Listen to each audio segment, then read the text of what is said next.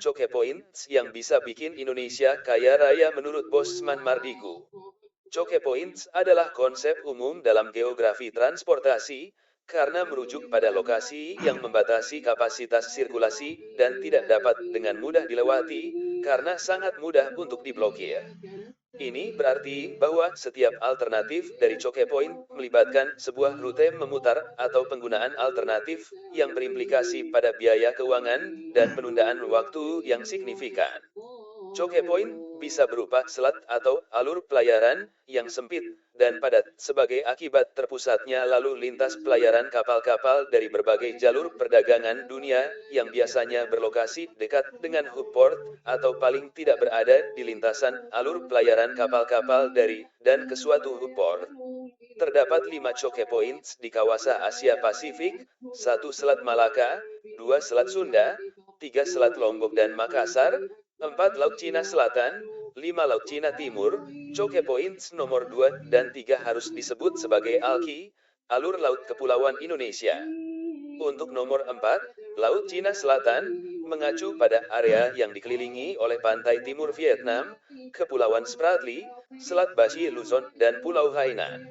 Sedangkan nomor 5, Laut Cina Timur, adalah wilayah laut berbatasan dengan Taiwan, Diaoyu Kepulauan Senkaku, Kyushu, Selat Tsushima, Jeju Island, dan pantai timur Cina Selatan Shanghai. Berbagai faktor kepentingan strategis dan ketidakstabilan kelima area ini sebagai titik konvergensi, maka semua diklasifikasikan secara kolektif sebagai choke points. Mengapa choke points sangat penting bagi Indonesia? 4 lokasi ini berpotensi menjadi pusat kegiatan industri, perdagangan, dan maritim dunia. Selat Malaka merupakan jalur air terpendek yang menghubungkan Samudera Hindia dengan Laut Cina Selatan dan Samudra Pasifik. Pada tahun 2013, ia memperkirakan 15,2 juta barel minyak per hari melewati selat dari timur tengah terutama menuju Indonesia, Cina, dan Jepang. Selat Malaka juga salah satu choke point yang paling sempit di dunia. Titik tersempit selat ini hanya 1,7 mil lebar, yang menciptakan hambatan alam untuk pengiriman. Salah satu yang paling legend adalah Selat Malaka di zaman Sriwijaya. Di zaman Raja Premeswara, di zaman Hang Nadim dan Hang Tuah. Terkendali celah terkecil tersebut, yang lewat bayar pajak atau upeti. Karena itu Sriwijaya dikenal hebat maritimnya karena menjaga Selat Malaka. Sebagai lokasi persimpangan dari jalur strategis perdagangan, Indonesia sangat diuntungkan. Pasalnya, globalisasi telah mengubah paradigma negara industri dari yang semula penghasil produk final menjadi penghasil produk dasar atau setengah jadi. Perubahan itu membuat produsen mencari lokasi persimpangan untuk memfinalisasi produk-produk setengah jadi dan basis pemasaran.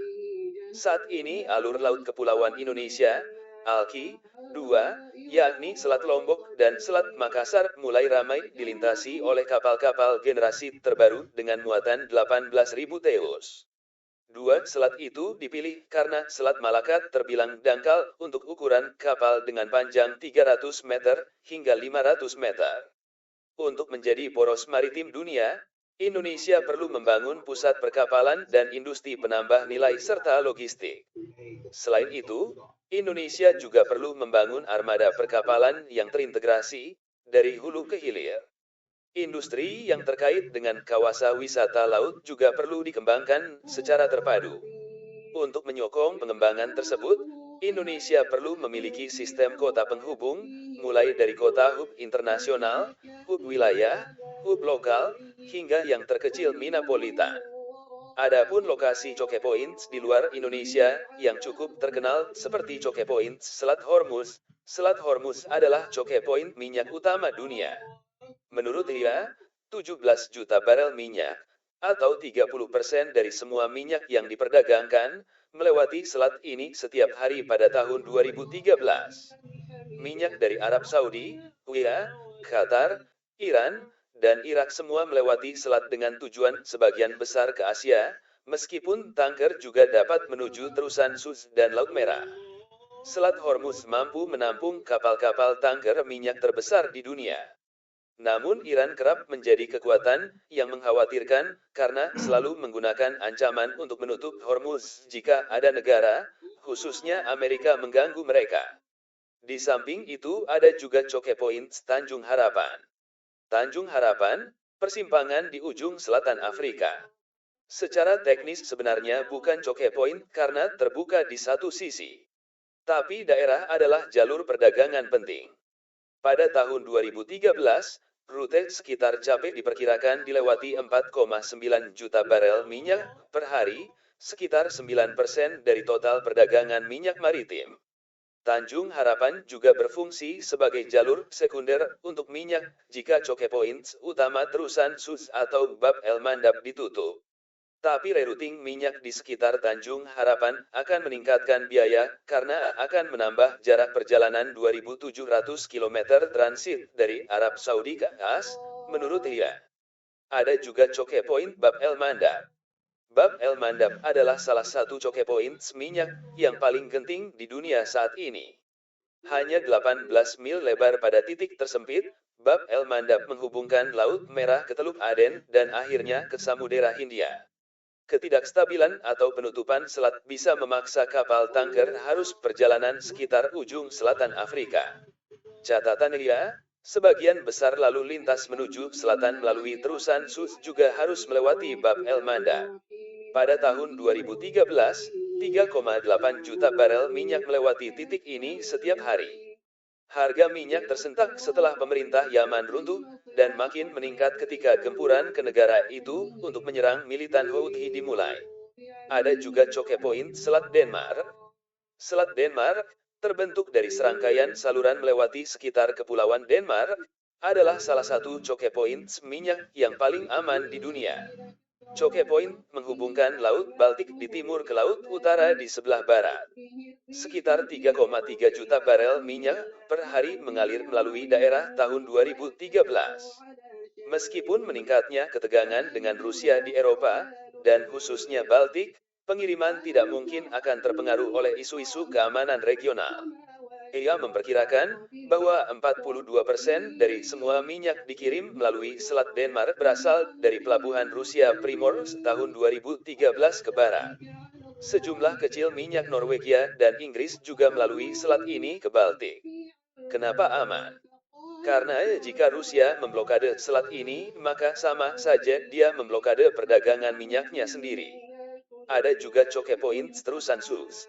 Terusan Suez melewati Mesir dan menghubungkan Laut Merah dengan Laut Tengah. Pada tahun 2013, rekor 3,2 juta barel minyak per hari melewati kanal ini, sebagian besar ke pasar di Eropa dan Amerika Utara. Menurut dia, terusan Suez diperluas pada tahun 2010 untuk memungkinkan 60% dari semua kapal tanker di dunia untuk secara efektif melewati. Jatuhnya diktator Hosni Mubarak di Mesir pada tahun 2011 dan kerusuhan tidak mengganggu jalur ini. Tetapi keamanan tetap menjadi perhatian utama, dan di September 2013 teroris merencanakan serangan roket yang gagal pada kapal kargo yang melewati kawasan tersebut. Ada juga choke points Bosporus. Bosporus adalah bentangan sempit yang membagi Asia dari Eropa dan membagi bagian Eropa dan Asia Istanbul. Choke point yang menghubungkan Laut Hitam ke Mediterania. Pada tahun 2013, sekitar 2,9 juta barel minyak per hari mengalir melalui Selat Bosporus, dengan minyak yang berasal dari Rusia, Azerbaijan, dan Kazakhstan. Menurut dia, Rusia telah perlahan-lahan menggeser ekspor ke Baltik. Sebaliknya Azerbaijan dan Kazakhstan semakin meningkatkan pengiriman melalui choke point tersebut. Bosporus hanya memiliki lebar setengah mil pada titik tersempit, dan sekitar 48.000 kapal melakukan perjalanan melalui selat ini setiap tahun. Ada juga choke point terusan Panama. Terusan Panama menghubungkan Samudra Pasifik ke Karibia dan akhirnya ke Atlantik. Menurut dia, terusan Panama dilewati 1,4% dari semua minyak dan produk minyak bumi secara global pada tahun 2013, atau sekitar 0,85 juta barel minyak per hari pada tahun 2013. Fungsi kanal telah berkurang di tahun-tahun sejak itu dibangun. Hari ini, Titik tersempit dari terusan Panama hanya 110 kaki, memaksa tanker besar untuk menghindari kanal. Kanal ini menjalani proyek perluasan yang harus memungkinkan kapal tanker yang lebih besar untuk melewati daerah lebih mudah.